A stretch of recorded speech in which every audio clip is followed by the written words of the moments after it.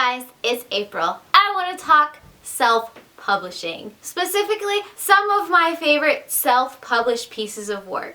Because, let's be honest, some really great work has come out of self-publishing. I use the word works even though this Top 5 Wednesday is supposed to be your top 5 favorite self-published books, because I have a wide range of interests and there are a wide range of things that can be self-published. I just decided to use the term works. Whether or not that actually applies, I don't know. I'm going with it. As always, Top 5 Wednesdays was created by Ginger Reed Laney. I will link all the information down below in case you would like to join this wonderful group and let us all know what your top things are. I'm so weird. Now, the first self-published works that I would like to talk about is the Spookshow series by Tim McGregor. This series, I have just finished Spookshow 5 and okay, let me start from the beginning. The Spookshow series is about a girl named Billy Culpepper. She has a traumatic experience and suddenly she is able to see spirits or ghosts in a not so pretty way. This is kind of a mixed supernatural horror, and she and her group of girlfriends end up getting into some trouble involving ghosts, and things just get a little chaotic. My favorite character in this whole series has got to be Half Boy. I won't explain any of that. Hopefully that is enough of a teaser for you guys to go and check out the series. I have loved the ride that I have had reading all of these books. I have a review of the first 3 books up already, so I will link to that. Maybe that'll give you a few more things that you should think about before reading this book, or maybe convince you to read them, because you need to read them if you like horror and ghosts and just all things creepy. I also want to talk about Solarversia by Toby Downton. This book was published last year by Toby Downton, and I am ever so glad I managed to get my hands on this copy through a weird series of events. This story centers around the concept of a year-long virtual reality game. Worldwide, everyone participates, but only one will grab the title. This virtual reality world is absolutely amazing and completely stunning. It's got everything you could ever think of, all the games you could ever imagine in one place in VR space, which is the coolest thing ever. And the great part is, Toby Downton wants to make this kind of virtual reality idea a reality. So I'm spreading the word. I'm helping make this thing a thing. I have a full review on this book. Once again, I will link to that. I can guarantee you right now that down below there is going to be a lot of resources that you are going to want to check out. You should do that. I'm pointing down there because you need to do that.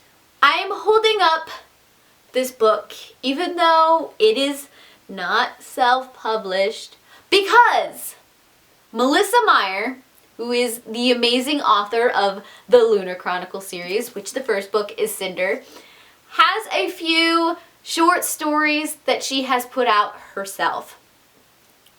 They are The Little Android, Glitch, and The Queen's Army. If you want just a little bit more of this Lunar Chronicles world, you should check out these short stories. I know that they're probably going to be released in the new short stories that are about to be published. But if you can't wait, check them out. They give you a little bit more of some of the characters you've come to love in this universe. And for me personally, you just can't get enough of this. So it's on the list. As an artist, I am completely picky about the kind of graphic novels and comics I pick up, I tend to nitpick on them. So when I found The Dreamer by Lauraighness online, I was completely blown away. I really enjoy her artistic style. Every single piece of this story is free to read online, which of course is how I got completely hooked into this story. This story is about a girl named Bee.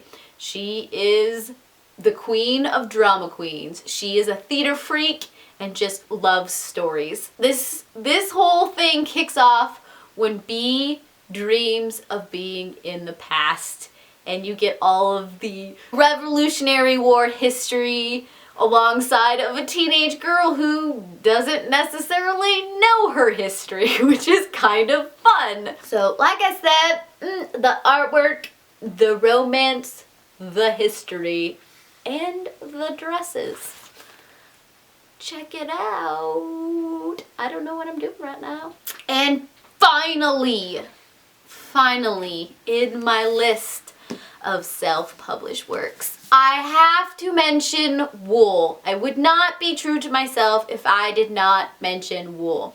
This beautiful edition is not self-published, but Howey originally released this whole Silo series through little shorts and parts electronically. And that is how the whole Silo series got started, and he still stays true to that. But the Silo series is a dystopic, futuristic sci-fi series that takes place inside silos underground because the Earth's surface has just been devastated. It delves into the psychology of humans as they try to live in a confined space for a long period of time, and how culture and society exist in that kind of environment. So if that just trips your trigger, pick up this book. I cannot recommend this series enough. So those are just a few of my favorite self-published pieces of work. As you can tell, sometimes their stuff just takes off and they're no longer self-published, which is okay. I just like to read. So if you have any recommendations of self-published authors that you think I should check out, because self-published authors are kind of hard to find because of marketing reasons, but I love to pick up new works that nobody has ever heard of about and just run with it.